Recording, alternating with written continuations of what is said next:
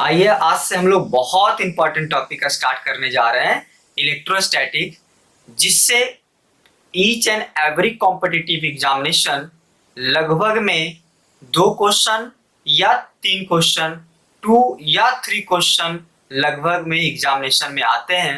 Even आपका board में भी 2 या 3 क्वेश्चन आपको अक्सर पूछे जाते हैं। तो अगर हम क्वेश्चन के हिसाब से अगर हम बात करें तो ये आपके लिए बहुत इंपॉर्टेंट टॉपिक हो जाता है। एक तो ये पहलू हो गया कि आपके आपके क्वेश्चन पेपर में इससे क्वेश्चन दिखेंगे, लेकिन इसके अलावा भी इस टॉपिक का लिंक जो है वो लगभग में 12th का हर एक टॉपिक से लिंक है। क्लियर है? तो अगर ये टॉपिक अगर आप अच्छे ढंग से समझते हो तो आपका जो एग्जामिनेशन में जो क्वेश्चन हैंडल करोगे आपके लिए आसान हो जाएगा। क्लियर हो गया? इसमें बेसिकली दोनों चीज पे आपको कमांड करना होगा। एक थ्योरेटिकल पार्ट पे भी आपको कमांडिंग करना होगा और इसके साथ साथ आपको न्यूमेरिकल पार्ट पे भी कमांडिंग करना होगा। तो हम लोग यहाँ पे क्या करने जा रहे हैं कि दोनों पार्ट को बहुत अच्छे ढंग से पढ़ेंगे। क्लियर हो गया? लेकिन हाँ, एक चीज है, जब आप पढ़ाई करते हो वीडियो से तो आपको ये ध्यान में रखना है कि आप कॉपी लेके जरूर बैठिए, पेन लेके जरूर बैठिए, कॉपी पेन, और वीडियो को देखिए, उसको नोट्स बनाइए, लिखिए, समझिए। हम आपसे ज्यादा नहीं डिमांड करते हैं, ओनली 1 आवर आपसे हम डिमांड करते हैं कि ईच एंड एवरी डे आपको 1 घंटा देना है इस फिजिक्स के ऊपर। सच बताते हैं आपको, फिजिक्स आपके लिए बहुत आसान हो जाएगा। क्लियर है गाइज? तो आइए हम लोग ज्यादा देर ना करते हैं और स्टार्ट करते हैं इलेक्ट्रोस्टैटिक। क्लियर हो गया? अगर हम आपसे सवाल पूछें कि इलेक्ट्रोस्टैटिक क्या होता है, इलेक्ट्रोस्टैटिक का मतलब क्या है, तो बहुत सिंपल है। इलेक्ट्रोस्टैटिक मीन्स क्या होता है कि बेसिकली हम लोग चार्ज की कंडीशन, या हम बोल सकते हैं ऐसा कि चार्ज 2 स्टेट में हो सकता है, या तो रेस्ट स्टेट में हो सकता है या तो मोशन स्टेट में हो सकता है। तो बोला जाता है कि अगर चार्ज रेस्ट स्थिति में है, चार्ज अगर रेस्ट कंडीशन में है, तो हम उसको इलेक्ट्रोस्टैटिक बोलते हैं। क्लियर हो गया? हम उस पे जो साइंस अप्लाई करने वाले हैं वो क्या चीज हो गया? इलेक्ट्रोस्टैटिक की हम बात करेंगे। और अगर चार्ज मोशन में हो तो हम इलेक्ट्रोस्टैटिक की बात नहीं करते हैं, हम बात करते हैं इलेक्ट्रोडायनेमिक्स की बात करते हैं। क्लियर हो गया? तो हम इलेक्ट्रोडायनेमिक्स अभी तो नहीं पढ़ेंगे, अभी हम लोग सिर्फ क्या पढ़ने वाले हैं? इलेक्ट्रोस्टैटिक्स। तो अगर इलेक्ट्रोस्टैटिक वर्ड को अगर पूरा डिफरेंशिएट किया जाए तो इलेक्ट्रो मीन्स जनरली होता है इलेक्ट्रॉन्स। क्लियर हो गया? और स्टैटिक्स मीन्स जनरली होता है आपका रेस्ट। क्लियर हो गया? और electron is nothing but is a negative charge. क्या ये चार्ज है ना, ये निगेटिव चार्ज है। तो चार्ज बेसिकली अगर रेस्ट में होता है, चार्ज अगर रेस्ट में हो और उस पर अगर हम लोग अप्लाई करें फिजिक्स, हम अगर उस पर अप्लाई करें साइंस, तो हम उसको क्या बोलते हैं? इलेक्ट्रोस्टैटिक बोलते हैं। क्लियर है गाइज? अब देखो, इसको अगर हम डिफाइन करें, बहुत सिंपल डिफाइन करते हैं। बोला जाता है कि the branch of physics the branch of physics that deals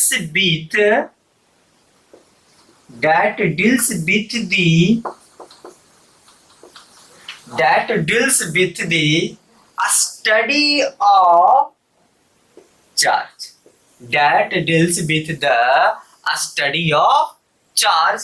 अब बताओ किस कंडीशन में? तो आप बोलेंगे sir that deals with the study of charge at rest।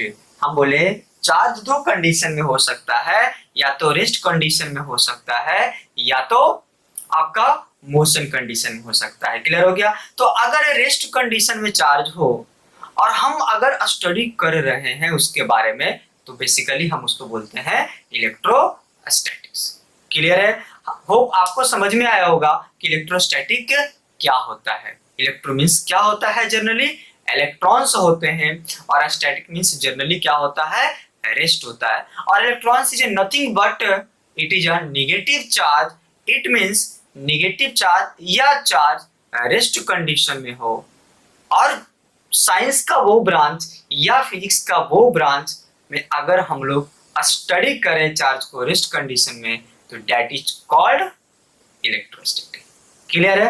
अब सवाल यहाँ पे एक और खड़ा हो रहा है कि बेसिकली हम इलेक्ट्रोस्टैटिक्स में किसके बारे में स्टडी करना चाह रहे हैं, किसके बारे में आप स्टडी करना चाह रहे हो? तो आप बोलेंगे सर इसमें तो बेसिकली चार्ज ही आया है, तो आपको ये समझना पड़ेगा कि चार्ज होता क्या चीज है। क्लियर है? तो नेक्स्ट टॉपिक हम लोग बहुत अच्छे ढंग से समझेंगे चार्ज, और आज आपको समझ में आएगा कि चार्ज क्या होता है। क्लियर है? तो आइए हम लोग चार्ज के बारे में समझते हैं, चार्ज क्या चीज है। क्लियर है? तो चार्ज में हम ज्यादा नहीं, आपको सिर्फ 2 से 3 पॉइंट आपको बताएंगे कि चार्ज क्या होता है। जैसे अगर हम बात करें, आप ध्यान देंगे, जैसे ये चार्ज है, हम बात करें तो सबसे पहला चीज कि it is a fundamental property of any body. Fundamental, या हम बोल सकते हैं it is inherent property of any body. Clear हो गया? मीन्स हम बोल सकते हैं पहला पॉइंट में it is fundamental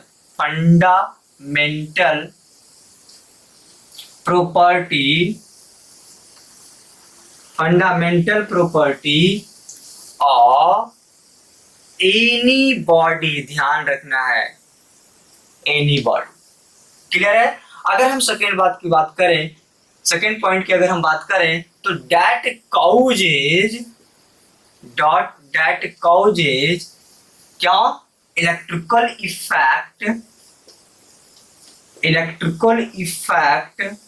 electrical effect अगर हम बात करें, और इलेक्ट्रिकल इफेक्ट, मैग्नेटिक इफेक्ट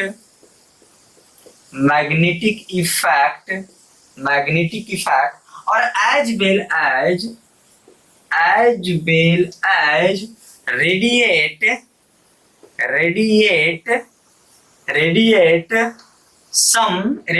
या बोल सकते हैं रेडिएट EMR। EMR का फुल फॉर्म होता है इलेक्ट्रोमैग्नेटिक रेडिएशन। क्या होता है? Electromagnetic radiation. क्लियर हो गया? तो this is the basic definition of charge. Clear है? आप कॉपी करते जाएंगे, जैसे हम बोलते हैं आप लिखते जाएंगे। आप देखो बोर्ड पे भी हम लिख देते हैं, इससे क्या होगा, आपको समझने में भी आसानी होगा और लिखने में भी आसानी होगा। क्लियर है? तो आइए हम बहुत अच्छे ढंग से समझते हैं। सबसे पहले समझिए कि कोई अगर आपके पास चार्ज है, किसी बॉडी, कोई ऐसा बॉडी नहीं जिसमें चार्ज नहीं है, लेकिन कुछ ऐसे बॉडी है जिसमें चार्ज नहीं होते हैं। जैसे न्यूट्रॉन, एक पार्टिकल है जिसमें चार्ज नहीं होते हैं। जैसे एक फोटोन, एक पार्टिकल है जिसमें चार्ज नहीं होते हैं। वो कब नहीं होंगे, वो हम बात करेंगे। क्लियर हो गया? अभी हम बात करते हैं कि अगर किसी बॉडी में चार्ज है, मतलब कहने का मतलब है कि चार्ज जो होता है एक बॉडी का इनहेरेंट प्रॉपर्टी होता है, या हम बोल सकते हैं फंडामेंटल प्रॉपर्टी होता है, बेसिक प्रॉपर्टी है, खुद की एक प्रॉपर्टी होती है। इनहेरेंट मतलब क्या हो गया? कहीं से हायर नहीं किया है वो।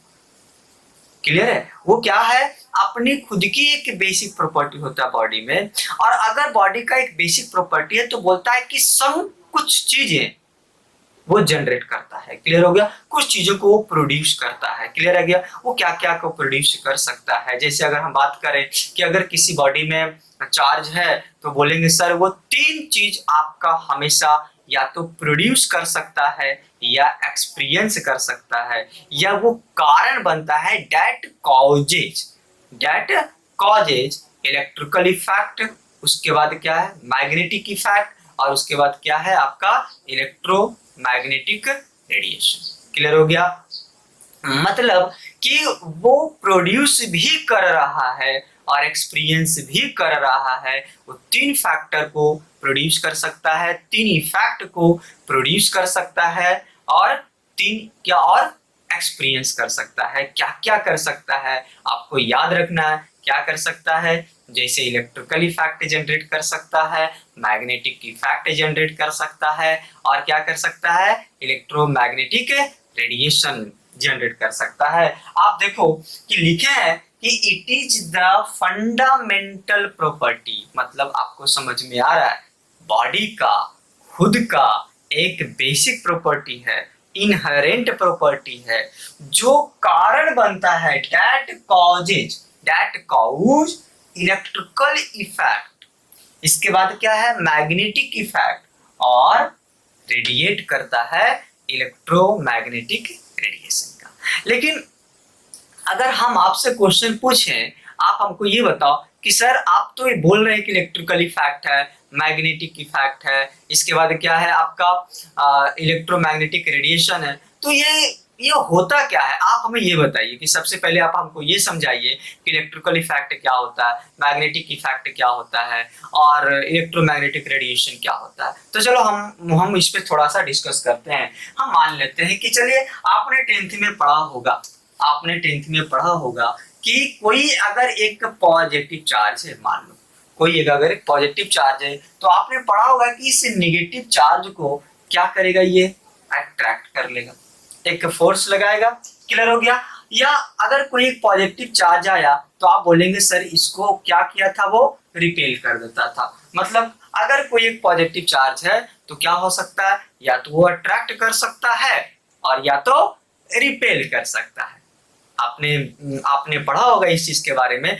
लेकिन हम अगर आपसे पूछें कि चलो इस पॉजिटिव इस प्लस चार्ज का कहां तक पावर हो सकता है, कहां तक इफेक्ट हो सकता है कि वो अट्रैक्शन या रिपल्सन लगा सकता है, तो भाई जाहिर सी बात है कि इस प्लस का एक बाउंड्री होगा।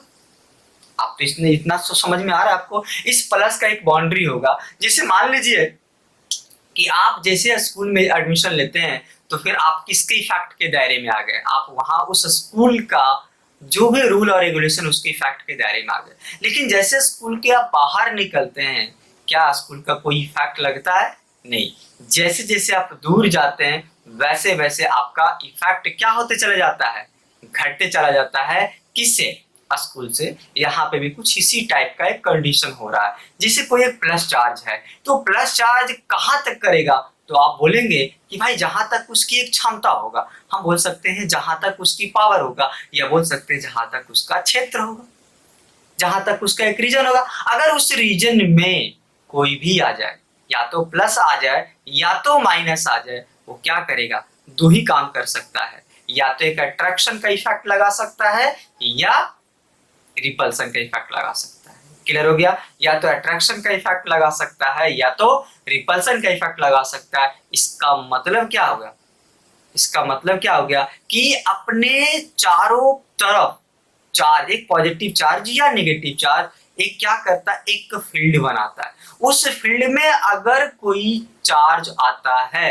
या तो अट्रैक्शन का इफेक्ट हो जाएगा या तो रिपल्सन का इफेक्ट हो जाएगा। और हम बोल सकते हैं कि उसी रीजन में जिसमें अट्रैक्शन रिपल्सन लगा रहा है, that is called electrical effect. हम नाम दे देते हैं उस इफेक्ट को, कौन सा इफेक्ट बोलेंगे, इलेक्ट्रिकल इफेक्ट। तो आपके दिमाग में आएगा कि सर जब भी इलेक्ट्रिकल इफेक्ट की अगर हम बात करें तो इसमें दो कंडीशन हो सकता है, या तो उस रीजन में अट्रैक्शन हो सकता है या तो उस रीजन में रिपल्सन हो सकता है। यही दो इफेक्ट हो सकता है, that is called electrical effect. और बेसिकली हम लोग इस टॉपिक में इलेक्ट्रिकल इफेक्ट का बहुत डिटेल स्टडी करेंगे। So don't worry what is electrical effect. लेकिन आप इतना समझ सकते हैं कि जैसे अगर आपके दिमाग में इलेक्ट्रिकल इफेक्ट आया तो आप समझेंगे सर एक फोर्स लगता है, या तो रिपल्सन का या तो अट्रैक्शन का लगता है। क्लियर हो गया। अगर कोई प्लस प्लस चार्ज है तो रिपल्सन का लगेगा, अगर कोई माइनस चार्ज है तो अट्रैक्शन का लगने वाला। क्लियर हो गया। क्लियर है गाइज। अगर हम बात करें, और अगर हम बात करें कि चलो हम इलेक्ट्रिकल इफेक्ट तो समझ में आ गया सर, मैग्नेटिक इफेक्ट के बारे में थोड़ा बताइए आप हमें। तो मैग्नेटिक इफेक्ट भी बहुत आसान है, कुछ नहीं है। अगर कोई एक मैग्नेट है तो मैग्नेट क्या करता है, आप हमें बताओ, मैग्नेट क्या करता है। भाई मैग्नेट सिंपल है, वो भी तो अट्रैक्शन या रिपल्सन ही लगाता है। तो मैग्नेट का भी खुद एक क्षेत्र होगा, मैग्नेट का भी खुद रीजन होगा। उस रीजन में अगर कोई दूसरा मैग्नेटिक सबस्टांस अगर आ जाए तो या तो अट्रैक्शन या तो रिपल्सन। हम उस इफेक्ट को क्या नाम देंगे, मैग्नेटिक इफेक्ट देंगे। क्लियर हो गया हम लोग का। तो मैग्नेटिक इफेक्ट भी समझना हमारे लिए बहुत आसान है। हम लोग ऑलरेडी बहुत समझदार हो चुके हैं, 12th में जा चुके हैं, फिजिक्स समझ में आता है आपको। सो डोंट वरी, बहुत आसान होता है। और अगर हम बात करें तो कुछ रेडिएट करता है। ये रेडिएट मतलब होता है इमिट करना, छोड़ना। क्या भाई, क्या ये रेडिएट कर सकता है चार्ज, तो भाई इलेक्ट्रोमैग्नेटिक रेडिएशन। क्या, इलेक्ट्रोमैग्नेटिक रेडिएशन। ये इलेक्ट्रोमैग्नेटिक रेडिएशन किसे क्या होता है, जितने भी मोबाइल हैं या जितने भी अगर हम बात करें कम्युनिकेशन सिस्टम की, अगर हम बात करें तो सारा का सारा इलेक्ट्रोमैग्नेटिक रेडिएशन ही तो क्या करता है, वो इमिट करता है। क्लियर हो गया? जिसके कारण ही सब जितने भी इलेक्ट्रॉनिक्स हैं वो वर्क कर पाते हैं। क्लियर हो गया? तो हम एक एक करके बहुत डिटेल स्टडी करेंगे। क्लियर हो गया? लेकिन आपके दिमाग में एक आना चाहिए कि क्या ये सर ये चार्ज एट ए टाइम तीनों करता है या फिर कुछ कंडीशन में करता होगा। क्लियर हो गया? तो अब हम ये समझेंगे कि चार्ज एक्चुअली में इलेक्ट्रिकल इफेक्ट कब जनरेट करता है, मैग्नेटिक इफेक्ट कब जनरेट करता है, और कुछ रेडिएट कब करता है, क्या चीज, इलेक्ट्रोमैग्नेटिक रेडिएशन को। क्लियर है? तो आइए हम लोग नेक्स्ट समझते हैं। तो हम बात करेंगे, हम यहाँ पे बात करने वाले हैं कि इलेक्ट्रिकल इफेक्ट कब जनरेट करेगा। तो बोला जाता है कि अगर चार्ज, देखो सिंपल है, चार्ज अगर रेस्ट कंडीशन में, हम आपसे बात किए चार्ज दो ही कंडीशन में हो सकता है, या तो रेस्ट कंडीशन में हो सकता है या तो मोशन कंडीशन में हो सकता है। तो अगर चार्ज रेस्ट कंडीशन में हो तो बोलता है कि ओनली इलेक्ट्रिकल इफेक्ट ही जनरेट करता है। ईएफ का मतलब है इलेक्ट्रिकल इफेक्ट ही जनरेट करता है। कौन सा इफेक्ट? Electrical effect. मतलब कोई चार्ज है, प्लस को रिपल्सन कर सकता है, माइनस को अट्रैक्शन कर सकता है, जिस रीजन में उसको इलेक्ट्रिकल इफेक्ट बोलेंगे। ये तो समझ में आ गया। लेकिन सवाल ये कि चार्ज अगर सिर्फ रेस्ट में है तो क्या करेगा? ओनली इलेक्ट्रिकल इफेक्ट जनरेट करेगा। क्लियर है? अगर देखो, लेकिन अब बताओ चार्ज भाई रेस्ट में हो सकता है या मोशन में। क्लियर हो गया? अब चार्ज किस में आ गया? मोशन में आ गया। अरे अब मोशन में तुम लोग पढ़ा होगा, है ना, कुछ अगर याद होगा, पढ़ा होगा। क्या पढ़ा है भाई? मोशन भाई या तो यूनिफॉर्म हो सकता है या तो नॉन यूनिफॉर्म हो सकता है। मोशन में तो यही होता है ना, या तो यूनिफॉर्म और या तो नॉन यूनिफॉर्म। तो अगर हम यूनिफॉर्म की बात करें, कौन सा मोशन की बात करें? यूनिफॉर्म मोशन की बात करें। तो अगर चार्ज यूनिफॉर्म मोशन में होता है, चार्ज कौन सा मोशन में होता है? यूनिफॉर्म अगर मोशन में होता है तो बोलता है कि इलेक्ट्रिकल इफेक्ट तो जनरेट होता ही होता है, लेकिन यूनिफॉर्म मोशन के कारण एक और इफेक्ट जनरेट ले लेता है, that is magnetic effect. Clear हो गया? मैग्नेटिक इफेक्ट, इलेक्ट्रिकल इफेक्ट, या इसको क्या बोल रहे हैं? मैग्नेटिक इफेक्ट, या इलेक्ट्रिक फील्ड या मैग्नेटिक फील्ड। क्लियर हो गया? हम उसको इफेक्ट भी बोल रहे हैं या इलेक्ट्रिक फील्ड और मैग्नेटिक फील्ड बात कर रहे हैं। वो बाद में बात करेंगे कि फील्ड क्या होता है, इफेक्ट क्या होता है। फील्ड में ही इफेक्ट होता है। क्लियर हो गया? मतलब यहाँ पे दो चीज जनरेट हो रहा है, इलेक्ट्रिकल इफेक्ट भी जनरेट हो रहा है और मैग्नेटिक इफेक्ट, या आप यूं बोलो इसको, एक नया टर्म हम आपको बोले, इलेक्ट्रिकल फील्ड या मैग्नेटिक फील्ड। क्लियर हो गया? तो फील्ड में ही बात करते हैं हम लोग इलेक्ट्रिकल इफेक्ट, अट्रैक्शन या रिपल्सन का। क्लियर है? अब ये तो यूनिफॉर्म कंडीशन की हम बात कर लिए थे कि जब जब यूनिफॉर्म मोशन में होगा तो ये दोनों इफेक्ट जनरेट होगा, इलेक्ट्रिक फील्ड और मैग्नेटिक फील्ड जनरेट होगा, या इलेक्ट्रिकल इफेक्ट और मैग्नेटिक इफेक्ट जनरेट होगा। लेकिन अगर चार्ज मान लो नॉन यूनिफॉर्म मोशन में रहे, अगर चार्ज किसमें रहे? नॉन यूनिफॉर्म अगर मोशन में होगा तो क्या क्या कर सकता है? तो क्या क्या कर सकता है? तो आप बोलेंगे सर जो इलेक्ट्रिकल इफेक्ट है वो समाप्त नहीं होता है, जो मैग्नेटिक इफेक्ट है वो समाप्त नहीं होता है, लेकिन नॉन यूनिफॉर्म के कारण, नॉन यूनिफॉर्म के कारण, क्लियर हो गया? नॉन यूनिफॉर्म के कारण अगर ये फील्ड आपस में दोनों मिल जाए, इलेक्ट्रिकल फील्ड और magnetic field, electric field and magnetic field अगर परपेंडिकुलर मिल जाता है नॉन यूनिफॉर्म में, और अगर परपेंडिकुलर अगर मिल जाए, परपेंडिकुलर अगर मिक्स हो जाता है तो वहां पे बोलता है कि सर एक जनरेट होता है इलेक्ट्रोमैग्नेटिक वेव। क्या जनरेट होता है? Electromagnetic wave. क्या जनरेट होने वाला है? इलेक्ट्रोमैग्नेटिक वेव जनरेट होगा। लेकिन अगर परपेंडिकुलर नहीं मिले तो, अगर परपेंडिकुलर नहीं मिले तब तो बोलता है कि इलेक्ट्रोमैग्नेटिक वेव जनरेट नहीं होगा। क्या जनरेट होने वाला है? इलेक्ट्रो मैग्नेटिक रेडिएशन जनरेट होगा। क्लियर है ना? मतलब इलेक्ट्रोमैग्नेटिक वेव कब होता है, तो आप बोलेंगे सर जब इलेक्ट्रिकल इफेक्ट मैग्नेटिक इफेक्ट जब दोनों परपेंडिकुलर होता हो, या इलेक्ट्रिक फील्ड और मैग्नेटिक फील्ड जब दोनों परपेंडिकुलर आपस में मिले, तो वहां पे एक न्यू टाइप का वेव जनरेट लेता है, न्यू टाइप का एक एनर्जी इमिट करता है। क्लियर हो गया? और उसी एनर्जी को हम लोग क्या बोलते हैं? Electromagnetic wave. लेकिन इलेक्ट्रोमैग्नेटिक रेडिएशन कब होता? तो आप बोलेंगे सर जब परपेंडिकुलर नहीं मिले, किसी भी एंगल पे मिल जाए, अगर इलेक्ट्रिक फील्ड और मैग्नेटिक फील्ड अगर किसी भी एंगल पे अगर हम मिल जाता है, तो वहां पे क्या होने वाला है आप बताएंगे? इलेक्ट्रोमैग्नेटिक वेव नहीं बोलेंगे, उसको क्या बोलेंगे? इलेक्ट्रोमैग्नेटिक रेडिएशन बोलेंगे। क्या बोलने वाले हैं? इलेक्ट्रोमैग्नेटिक रेडिएशन बोलेंगे। तो हम यहाँ पे लिख देते हैं इलेक्ट्रोमैग्नेटिक रेडिएशन। क्लियर हो गया कि जब electric field and magnetic field, electric field और मैग्नेटिक फील्ड किसी भी एंगल से मिले, मतलब लिख सकते हैं electric field and magnetic field क्या चीज मीट करता है, meet at any angle, meet at any angle, then radiate, radiate क्या, रेडिएट क्या करेगा? Radiate EMR, electromagnetic radiation. क्या रेडिएट करेगा? Electromagnetic radiation. क्लियर हो गया? तो this is the basic concept of charge, जो कि हम लोग अभी यहाँ पे समझे कि चार्ज होता क्या है और चार्ज करता क्या है। जहां पे हम लोग तीन इफेक्ट के बारे में बात किए, एक इलेक्ट्रिकल इफेक्ट या हम उसको नाम दे electric field, magnetic effect magnetic field बोल सकते हैं, और इलेक्ट्रोमैग्नेटिक रेडिएशन, और ये भी सीखे कब कब करता है। क्लियर है गाइस? तो this is the introduction of charge हम बोल सकते हैं, या this is the basic concept of charge, जो कि चार्ज अभी हम लोग सिर्फ इसको डिफाइन किए हैं। और अभी हम लोग देखेंगे कि चार्ज बॉडी क्या होता है, चार्ज कितने टाइप का हो सकता है। क्लियर हो गया? चार्ज बॉडी का मतलब क्या है। तो नेक्स्ट टॉपिक हम लोग डिस्कस करते हैं चार्ज बॉडी। आप कॉपी कर सकते हैं इसको, आप जरूर लिखिए। क्लियर हो गया?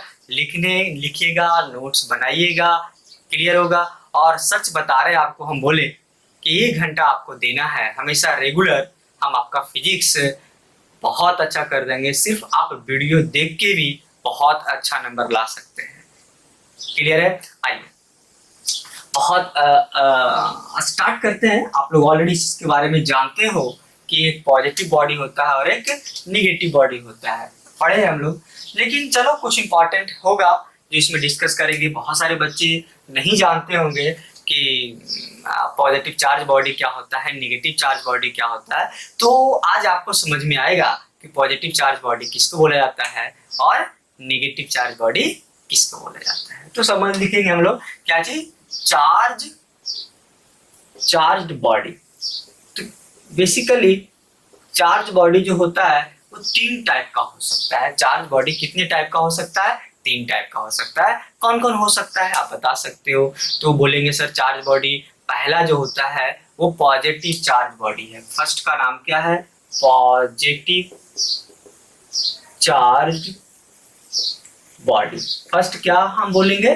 Positive charge body. फर्स्ट जो है पॉजिटिव चार्ज बॉडी। अगर हम सेकेंड की बात करें तो निगेटिव चार्ज बॉडी होता है, और अगर थर्ड बात करें तो न्यूट्रल चार्ज बॉडी होता है। न्यूट्रल चार्ज बॉडी आप बताओ हमको। न्यूट्रॉन, फोटोन, ये क्या है? न्यूट्रल है। क्लियर हो गया? इसको न्यूट्रल चार्ज बॉडी बोलते हैं। पॉजिटिव चार्ज बॉडी हम बोल सकते हैं, सोडियम के ऊपर प्लस चार्ज आ गया तो पॉजिटिव चार्ज बॉडी हो गया। और अगर निगेटिव की हम बात करें तो ऑक्सीजन के ऊपर माइनस हो सकता है। तो अब समझेंगे कि क्या होता है पॉजिटिव चार्ज बॉडी। कुछ पॉइंट्स इसमें लिख लेते हैं हम लोग। क्लियर हो गया? पॉजिटिव चार्ज बॉडी का क्या होता है समझना। इट इज फॉर्म्ड बाय, देखो हम लिखते हैं, इट इज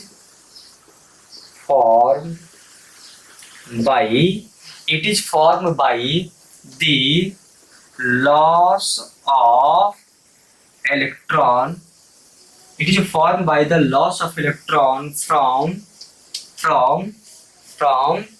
any body, किसी बॉडी से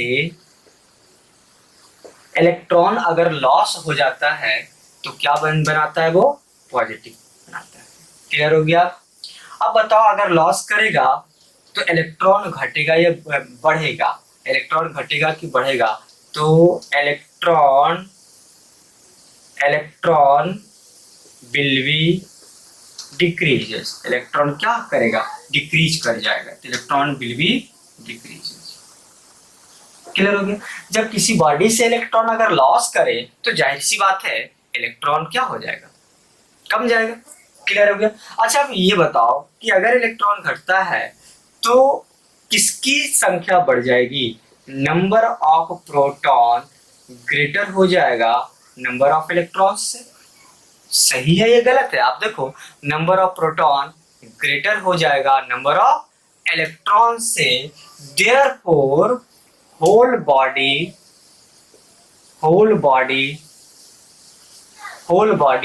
behaves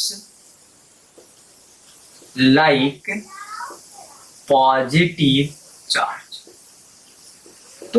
तो होल बॉडी जो है वो बिहेव्स करेगा लाइक कौन सा चार्ज? Positive charge. देखो, पॉजिटिव चार्ज नाम है, दिए है, एक्चुअली में इलेक्ट्रॉन का घटना ही पॉजिटिव चार्ज बॉडी। क्यों? क्योंकि नंबर ऑफ प्रोटॉन्स बढ़ गए, और अगर नंबर ऑफ प्रोटॉन्स बढ़ गए तो जाहिर सी बात है इलेक्ट्रॉन घटा, नंबर ऑफ प्रोटॉन्स बढ़ा। और हम लोग ऑलरेडी जानते हैं कि कोई भी एटम हो वो 3 फंडामेंटल पार्टिकल्स का बना होता है, इलेक्ट्रॉन्स, प्रोटॉन्स और न्यूट्रॉन। प्रोटॉन बेचारे हमेशा न्यूक्लियस में फिक्स होता है, जो कभी भी किसी चीज में पार्टिसिपेशन नहीं करता है, लेकिन पार्टिसिपेशन करने वाला कौन है? इलेक्ट्रॉन से। क्लियर हो गया? हम कुछ और पॉइंट की हम बात करते हैं। चलो, कुछ और पॉइंट की हम बात करते हैं।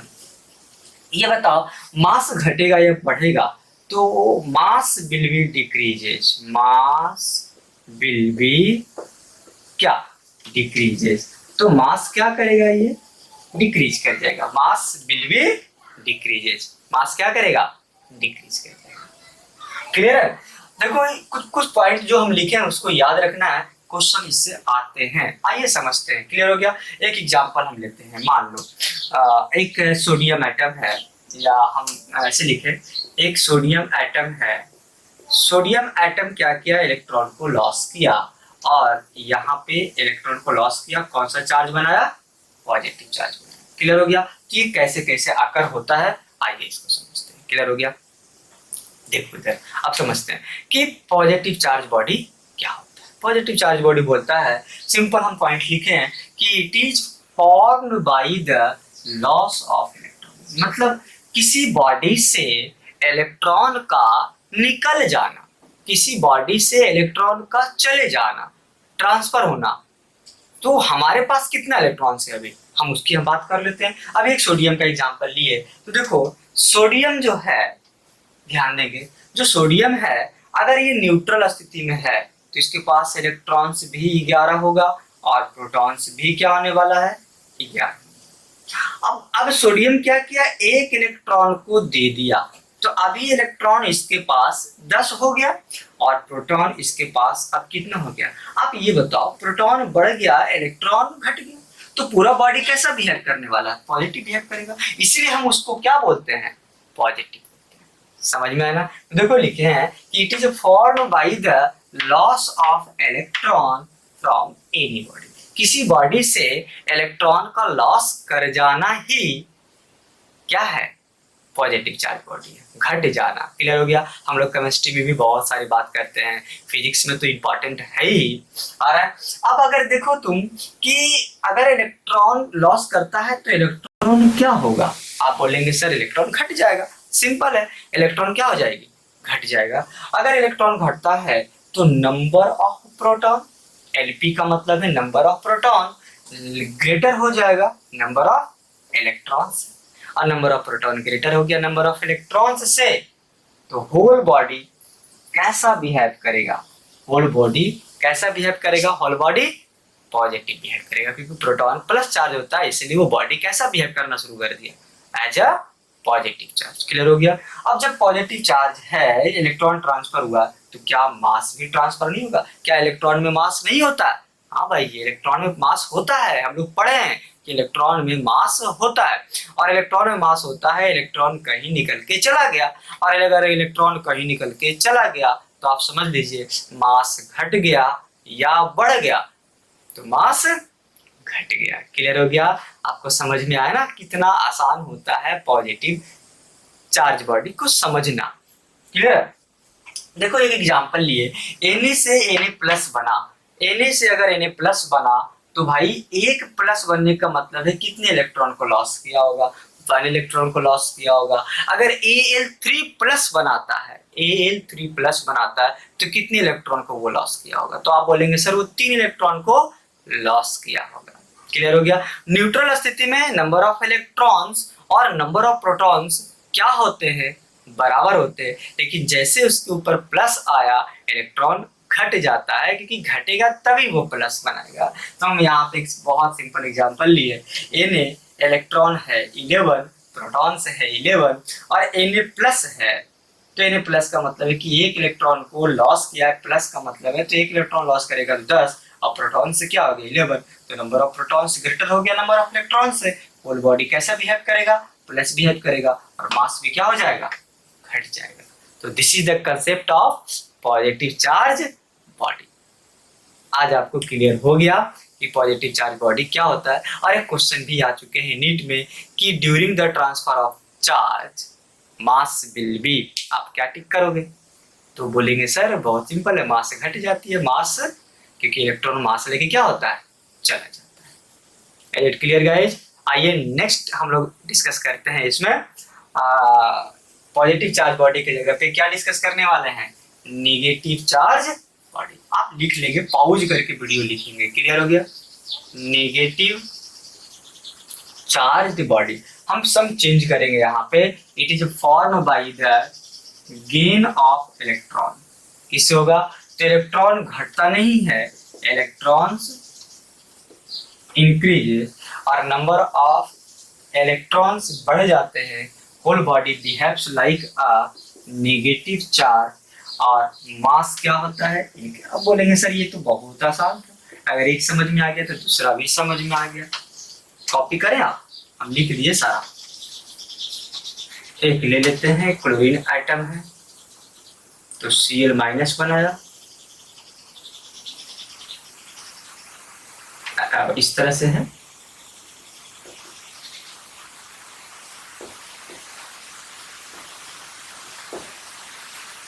क्लियर हो गया? ले लेते हैं क्लोरीन आइटम को। अभी इसके पास इलेक्ट्रॉन्स जो हैं 17 हैं और प्रोटॉन्स जो है वो 17 है। क्लियर है? और जैसे Cl माइनस बनाया, इलेक्ट्रॉन्स जो हो गया वो आपका 18 हो गया और प्रोटॉन्स क्या हो गया? 17। आप इसको लिखें, इसमें समझते हो।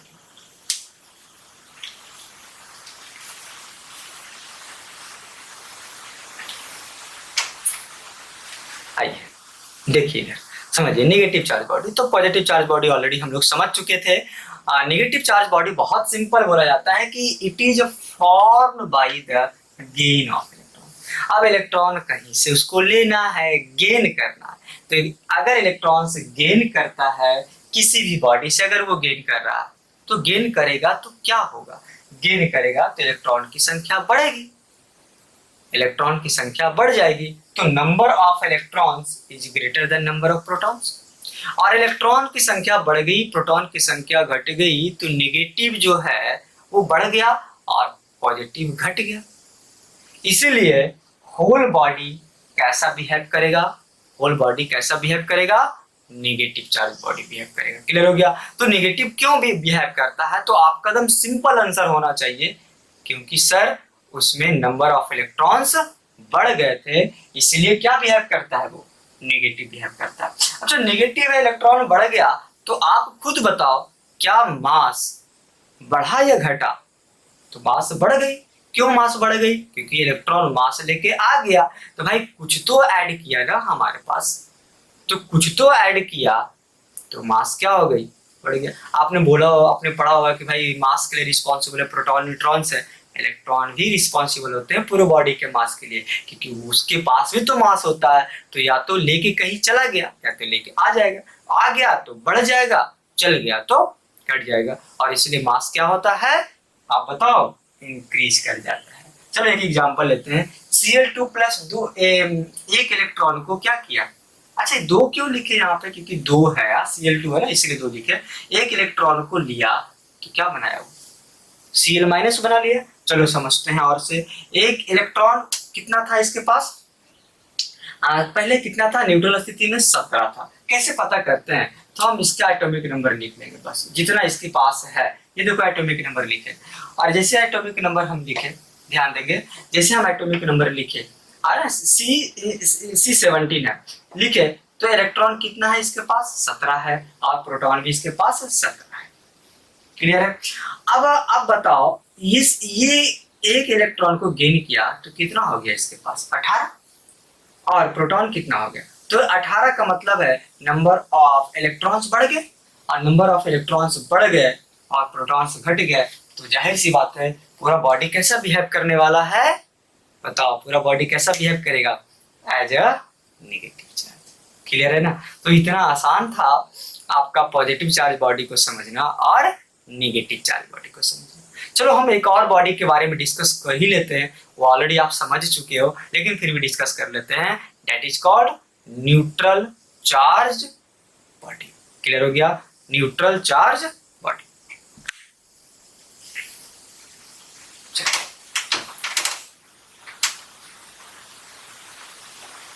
क्या लिखेंगे, तीसरा जो चार्ज बॉडी है हम उसकी बात करते हैं, क्या बात करेंगे, न्यूट्रल चार्ज बॉडी,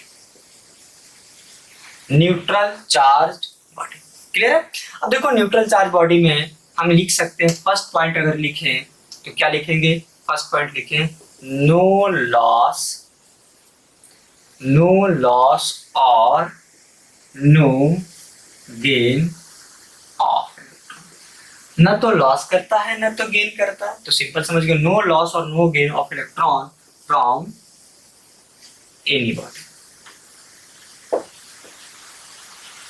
इसका मतलब है कि इलेक्ट्रॉन विल बी कांस्टेंट, तो इलेक्ट्रॉन का कोई ट्रांसफर नहीं होता है, तो हम बोल सकते हैं कि Np इक्वल टू Ne, बोल सकते हैं ना, Np इक्वल टू क्या होगा, Ne होगा।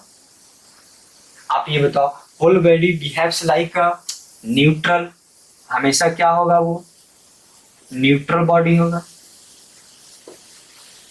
Whole body behaves like no charge है, न्यूट्रल बॉडी का मतलब क्या लिख सकते हैं, नो चार्ज। क्लियर हो गया। और मास क्या होगा, मास क्या होगा, मास will be constant, mass will be constant. आप लिखो इसको पहले फिर समझते हैं, लिखो फिर समझते हैं।